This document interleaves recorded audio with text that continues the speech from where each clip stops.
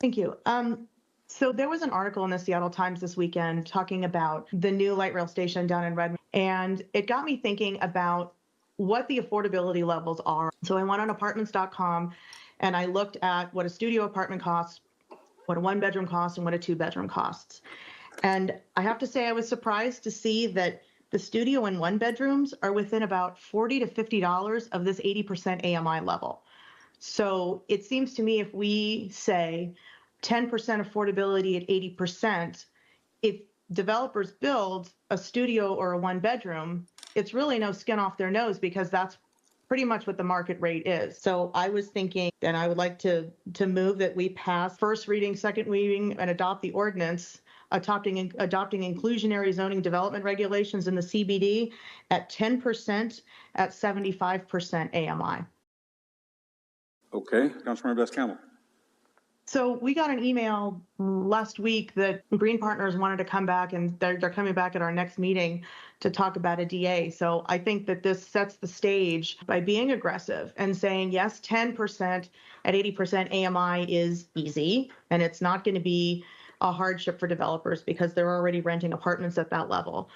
I see Green Partners coming back and asking us, one, to either waive, or two, they're happy with this 80% level, which I'm not happy with. I think that that lets them off too easy, particularly since it's only when you get into the 2 and 3 bedroom range that the savings really kick in.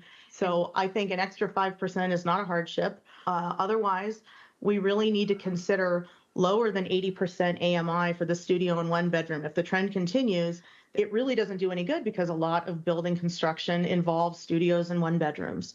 So if we're serious about affordability, let's make it more affordable than off the rack. I don't think that 75% is unreasonable, particularly given some of the numbers that we're seeing. And I challenge us to do it, and let's try and see if we can get a little bit more. Let's work with what we can to get some more affordability. I would love to see people who live here and work in our grocery stores. I would love to see them be able to call Woodinville their home. Councilmember Evans. So I'm not in favor of going at 75%. I think for the deeper affordability, we do have the MFTE. Discussion?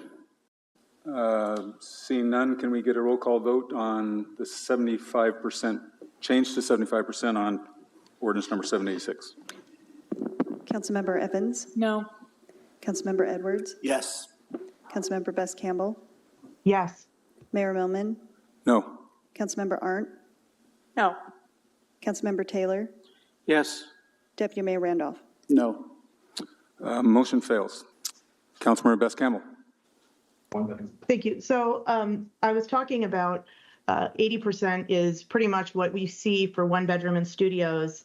We need interim zoning. I wanted it at 75. I'll accept it at 80, but I really do think we need to do more work and find out how to get lower, because 80% to me feels like a very, very small fig leaf covering a huge gaping hole of shame about how much we are lacking in affordable housing. I'm fine with 80. I would have loved 75.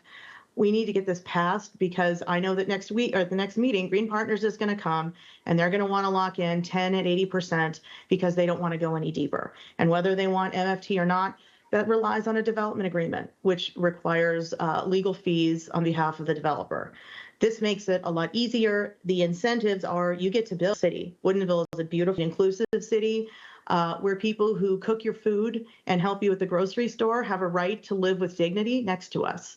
And that's why I want this to come back to us sooner rather than later.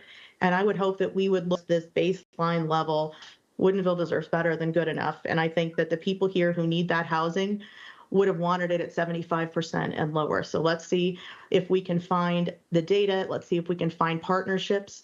But let's do something other than just talk it to death.